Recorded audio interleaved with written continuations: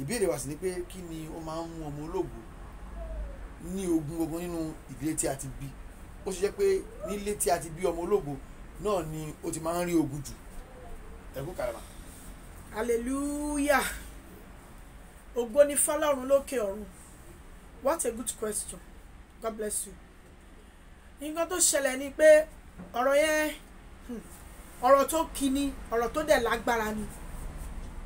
Màá pín sí oríṣi ọ̀nà 2 sí 3 ni màá fi sọ, á lè yé wa dáadáa. Ọ̀nà àkọ́kọ́ ni pé mo kọ́kọ́ ronú Bíbélì. Bíbélì kọ́kọ́ sọ wípé aráalé ènìyàn sì lé ọ̀tá rẹ̀. Ìyẹn ni ìmọ̀ràn àkọ́kọ́ tí mo kọ́kọ́ rí lórí ọ̀rọ̀ yẹn. 1. Ṣé rí ní ìdílé tá bá ti bí ọmọ ológo, mo ti máa ń ṣàkíyèsí wípé wọn ò kì í fẹ́ kí ògo yẹn, wọn kì í fẹ́ kó dìde. Why? Wọn ò kì í fẹ́ kí ògo yẹn, wọn kì í fẹ́ kó fọhùn. Ṣùgbọ́n mo dúpẹ́ lọ́wọ́ Ọlọ́run gidi gan fún sáà àti àkókò yìí. Social media, God bless you. Ọ̀pọ̀lọpọ̀ nǹkan tí wọ́n pa mọ́ àwọn ènìyàn lára láyé ìgbà yẹn tí wọ́n jẹ́ kí ògo fọhùn. Ọ̀pọ̀lọpọ̀ Ọlọ́run ti wá jẹ́ kí gbogbo ẹ̀ kó ti wá di kedere sí, torí pé tó bá ti lè ráyè ra fóònù, tó lè rí ẹnìkan ìwọ̀n kan kó má ní fóònù. Ẹ wo success. Kò ṣáà ṣe fóònù ya success àbí tí wàá bẹ́ẹ̀ náà fi gbé sórí social media. Ọmọ tó sọ pé they go beat they go tire. Ọlọ́run dẹ̀ ṣe ọmọ yẹn lógo. Wàá rí wípé nínú ọ̀rọ̀ ọmọ yẹn, ọmọ ni torí pé ó ní passion fún education. Ó ti mọ̀ pé tóun bá kàwé yẹn lòun máa ṣògo. Ó prefer wípé kán nà òun ju pé kán lé òun lọlé lọ. Ó ní ṣebí they forbid me and leave me in school. See now, they did not beat me, they pursue me. Ṣebí they will beat, they will tire. Ó ní máìdí pé òun fẹ́ kàwé torí pé ọmọ ológo ni. Ṣùgbọ́n tí ò bá sí social media, ìràwọ̀ ọmọ yẹn kò lè jáde torí pé bó ṣe lè ní school tó bá rówó sọ, kò sígbà tó ní dádúró sílé tí ò ní lè kàwé mọ́ láéláé.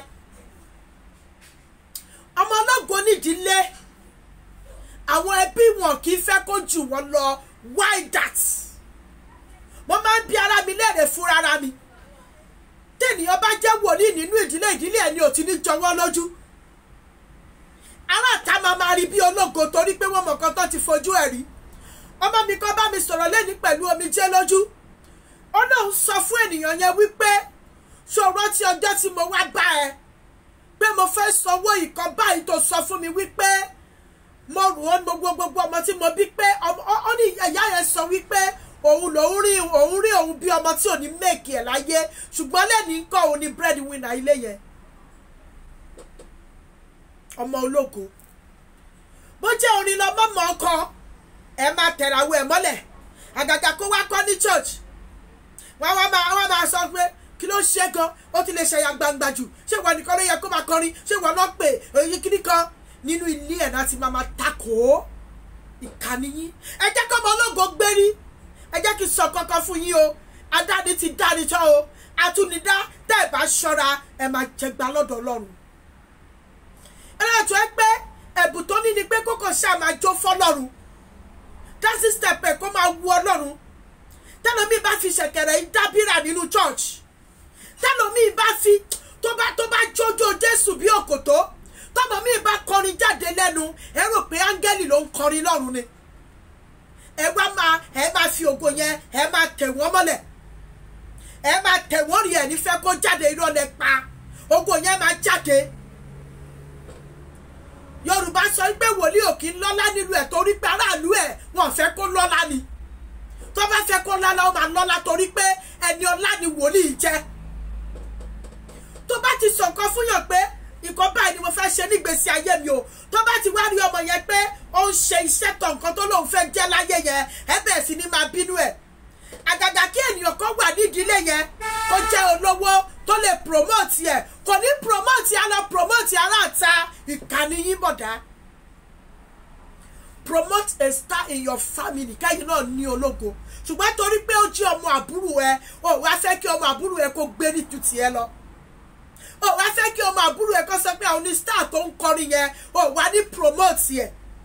wàá máa mú aláàta wàá máa mú olúmọ̀lú wàá máa promote aláàta wàá máa ṣe bàbá òfin ẹ bẹ́ẹ̀ kẹ̀dẹ̀rẹ́ ọmọ àbúrò ẹ wà nínú ilé tó lè kọrin tóun ẹ dàbí ohun agogo ò ní promote ẹ wàá wá lọ máa ṣe síta tó yẹ kó rí bẹ́ẹ̀ jẹ́ kí n sọ ọ̀kan fún Ọlọ́run ti ṣe social media ti wà ó ti gbé wa jáde nítọ́ a máa jáde ṣáá ni a máa jáde ni nǹkan téèyàn mọ̀ láyé ni pé kò sí bó ṣe lè wù kó rí àfi ọmọ tá a bá dá lógo ó máa ṣògo yẹn ṣáni láàrin ègún àti òṣùṣú kò sí ni màrúwó máa ṣọ́ láti ẹ̀ ó máa ṣọ́ láti ẹ̀ torí pé àti dàmọ́ ògo wọ́n torí ògùn ọ̀pọ̀lọpọ̀ ènìyàn wọ́n torí ẹ̀ wọ́n jẹ́ kẹ́lòmíì kàwé kó má bàa ṣògo wọ́n jẹ́ kẹ́lòmíì fẹ́ ọkọ lẹ́dàá ẹ̀ kó má bàa ṣògo wọ́n fẹ́ jẹ́ kẹ́lòmíì rìnrìn àjò tó fẹ́ nítorí kó má bàa ṣògo wọ́n mọ̀ pé dédé tó bá ti débẹ̀ yẹn bí ògo yẹn máa bú jáde let me shock you sórí jẹ́ kí n sọ nǹkan kan fún ẹ ọjọ́ tí abanijẹ́ bá ti dẹ́kun àti banijẹ́ ọjọ́ náà la máa bà á jẹ́ kan lẹ̀ kedere Ọlọ́run àwa ṣe kíni àwa gbé ẹni tó fẹ́ gbéga ó máa gbéga ó lè kẹ́rí ògùn ẹni bọ́dì ga ẹ̀yin ọmọ ológun ẹ wá síbi ẹ jẹ́ ká ṣàṣọyé pọ̀ bí ọmọ ẹ̀mí ẹ jẹ́ sọ kọ́kọ́ fún yín Ọlọ́run máa gbé yín ga ẹ má fi ògo yín sí abẹ́ ẹni bọ́dì mọ́ fọ́ọ̀hún jáde kó sọ̀rọ̀ sókè tó bá jóni ló mọ̀ ọ́ kọ́ dáadáa jẹ́ káyé gbọ́ ẹ tó bá jẹ́ ìwàásù ni tó bá jẹ́ evangelist ló mọ̀ ọ́ ṣe ni tó bá jẹ́ pé kó lu agogo ni tó bá jẹ́ kó sọ̀rọ̀ ní church ni tó bá jẹ́ drum set ni tó bá jẹ́ gángan ni tó bá jẹ́ jìtá ni ẹni tó bá ti lè ṣe ìwọ máa ṣe wà ní pé ògùn ẹ máa fọhùn jáde àìmọye ẹni tó jẹ́ wípé ọmọ akọrin míì lásán ó lè kọrin jù wọ́n lọ ṣùgbọ́n torí pé kọ́mọ yẹn má bàa dìde sókè wọn ní fún ní megaphone lọ́jọ́ Sunday kó kọrin kó lead ó máa jáde ó máa lọ. wọ́n ní àkùkọ gàgàrà kò fẹ́ kí kékeré kọ àkùkọ gàgàrà igbe orí ẹ̀ máa jábọ̀ igbe orí ẹ̀ máa ṣe kí ni ó máa jábọ̀ jẹ́ kó ọmọ tó bá fẹ́ ṣògo jẹ́ kó ṣògo jẹ́ kó rògolo let me ask you something bàbá olówó èèyàn mélòó ló ti jẹ́ star tó ti ara ẹ̀ dìde èèyàn mélòó ló ti ràn lọ́wọ́ láyé tó wá yìí èèyàn mélòó ló lè tọ́ka sí pé àgbà tí mo wà nínú ìṣòro lágbájá báyìí ló gbé mi dìde èèyàn mélòó ló ti ṣe fún kò má sí àfi kọ́ máa ka ènìyàn tó ti lò wọ́n àwọn ọmọ skul tó ti lọ gbé tó ti fi wọ́n rarí àwọn tó ti lò tó ti fi wọ́n ṣògùn owó àwọn tó ti lò tó ti fi wọ́n kó fi wọ́n tẹ ìpìlẹ̀ ṣòwò ẹ̀ tó dẹ̀ sí àjẹgbodò ẹ̀ tó sì ń wá ní kúra tó ìbá fi ra ní owó Ọlọ́run máa ṣèdájọ́ o ológo gbéra ológo dìde má sùn tẹ̀tẹ̀lẹ̀ tó bá ti lógo kó lọ màdúrà gbà you will get there wá débẹ̀ má sùn tẹ̀tẹ̀lẹ̀ pé òun retí senior brother kan láti ìlú òyìnbó tó máa wá gbé ẹ kò sẹ́ni tó máa gbé ẹ wọ́n ló máa gbéra ẹ tó bá ti ń gbàdúrà kò sí nǹkan tí Ọlọ́run ò lè ṣe tí ènìyàn bá mọ kọ́kọ́ ṣe nínú ìdílé yìí ẹgbẹ́ sókè ẹgbẹ́ dìde ẹjẹ́ kó ga láyé ìgbà yẹn àìmọye àwọn ọmọ tó súnmọ́ mi dáadáa tó yẹ kó jẹ́ fúbọ́ọ̀lù lẹ́nìí mo mọ nǹkan tí mo ń sọ o mo ń sọ lára sórí ayé ara mi fúnra mi tó yẹ kó jẹ́ fúbọ́ọ̀lù lẹ́nìí kó jẹ́ ènìyàn táwọn èèyàn máa rí lókè tó yẹ kó jẹ́ ènìyàn gidi tó máa rí lókè ṣùgbọ́n nítorí pé wọ́n ti rí ògo yẹn wọn ò ní jẹ́ kọ́ mígùn pẹ̀lú àwọn tó yẹ kọ́ mígùn mọ́ wọ́n máa lé ọmọ lọ́wọ́ ti rí pé ẹnìkan wá wálé o lè para ẹ̀ sóríire á lè lára ẹ̀ tó bá ti rí pé o ti lọ ń gbá bọ́ọ̀lù yẹn jù o ti ṣe kíní kan wá nítorí pé olégbò ta ló fẹ́ ṣògo tí ò ní ní pain tí ò bá sí pain kò lè sí gain ara egbò yẹn gangan tó bá jiná fọmọ pé when I was training ni egbò ìwà lẹ́sẹ̀ mi o kò sẹ́ni tó máa ṣògo tí ò ní rí ibi tó máa gbà kọjá ìgbà wọn pẹ́ lọ gbá bọ́ọ̀lù ìwé ní kò kà ìwé lọ gbá bọ́ọ̀lù ìwé ní kò kà ṣé ti rí sí pé bọ́ọ̀lù gbígbá gan ògo kan ni spọ́ọ̀tì ṣíṣe gan ògo kan ni bẹ́ẹ̀ ni orin kíkọ lásán ògo kan ni ẹ̀bùn wòlíì ògo kan ni ìjọ jíjọ nínú church pé kéèyàn jó fọ́lọ́run ògo kan ni oge ṣíṣe gan fúnra rẹ̀ gan ògo kan tó ní ògo nínú ni oríṣiríṣi ọ̀nà lọ́lọ́run ti lè gbé ènìyàn kó gbé ọmọ ga fún òbí tàbí kó gbé ọmọ ga nínú ìdílé tẹ́ bá ti wá rí ológo bẹ́ẹ̀ yẹn ẹ support ẹ̀ kó lè di nǹkan ńlá kò sí bá ṣe máa perí ajá tó ní perí kòkò tó fi ṣe tó bá sọ sọ́ọ̀nì mi ẹ lọ sà ó mọ̀ pé sọ́ọ̀nì mi ẹ máa kàn ẹ́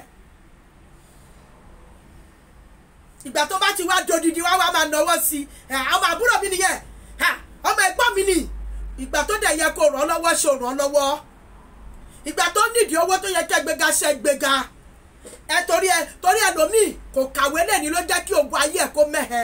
Don't be weary, don't see yourself as a failure. Yorùbá wà ń bẹ̀ kó máa sọ kó fi máa ṣògo lọ wọ́n jẹ́jẹ́ Ìgbò ló gbọ́ máa sọ kó máa fi ṣògo lọ ẹni language tó bá gbọ́ máa sọ wàá ṣògo nídìí ẹ̀ tó bá ti dá gẹ́gẹ́ bí ológo má ní rẹ gẹ́gẹ́ bí failure ẹjọ́ kọ́ ọmọ ológo orí ògùn ẹ̀ lò ẹ má bínú wọn nínú ìdílé mọ́ ìmọ̀ràn mi sí yín nìyẹn o tẹ bá dẹ̀ gbọ́ tẹ bá mú lò èrè wà ń bẹ̀ tó pọ̀ àlàáfíà.